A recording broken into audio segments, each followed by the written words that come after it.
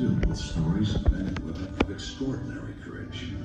Many of these citizen soldiers have taken up arms, using the weapons and technology so carefully restored and preserved here at the American Heritage Museum. Their stories begin right here in Massachusetts, not 15 miles from where you are seated. Sturdy Bostonians, men like Sam Adams and John Hancock, would no longer stand for the taxing of tea, stamps, sugar, and other goods by British rulers to pay for their growing empire.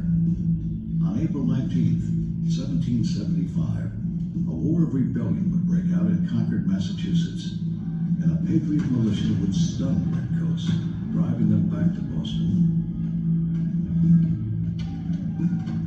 Within a year, this American Revolution would give birth to the Declaration of Independence.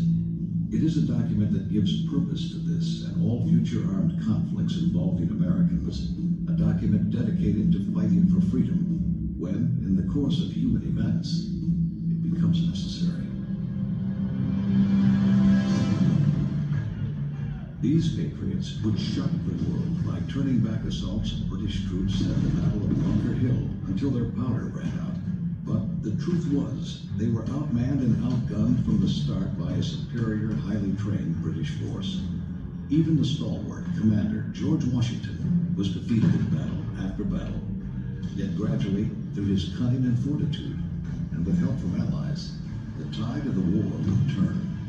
But most importantly, it was the ragtag patriot citizen soldiers rallying to the cause of freedom that would achieve an astonishing victory over Britain's military, the mightiest in the world. The weapons that these dedicated men and women used to defend their freedom played an ever-increasing role in the outcomes of battles fought. Concord's patriot militiamen carried a fowling piece as compared to the more deadly Brown Bess musket, standard issue for a British redcoat.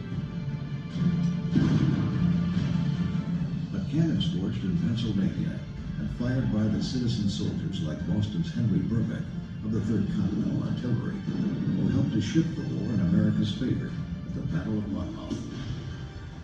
And finally, with the Battle of Yorktown, the war that would culminate in victory for Washington and his army and the formation of a new independent America. This much was certain. Even though patriots often fought the war with hunting rifles while the British were armed the best of weaponry, nothing could be found to be as powerful as the human spirit with a cause worth fighting for.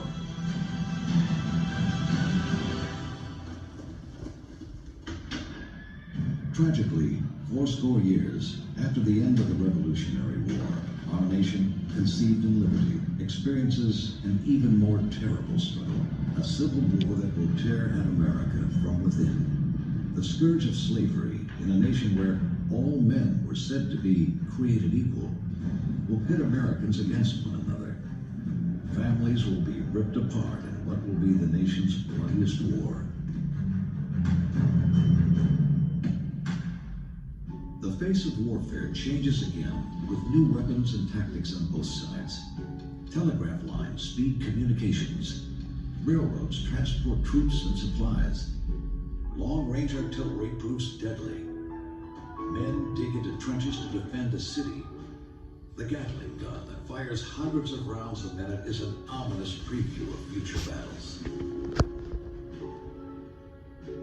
Boston's Henry Adams, great-grandson of founding father John Adams, imagines even greater trials to come. Before many centuries more, science will be the master of man. Someday it shall have the existence of mankind in its power, and the human race shall commit suicide by blowing up the world. While our union is preserved, 600,000 lives are lost.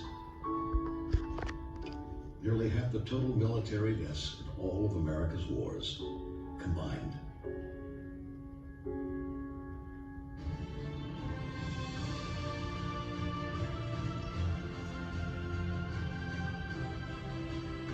By the dawn of a new century, battles fought, lives lost, had been chiefly on American soil.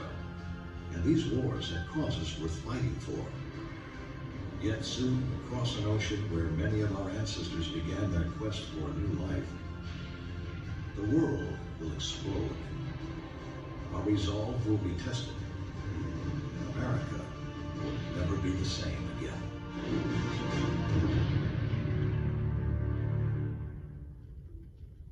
Please exit to the World War I theater to your right.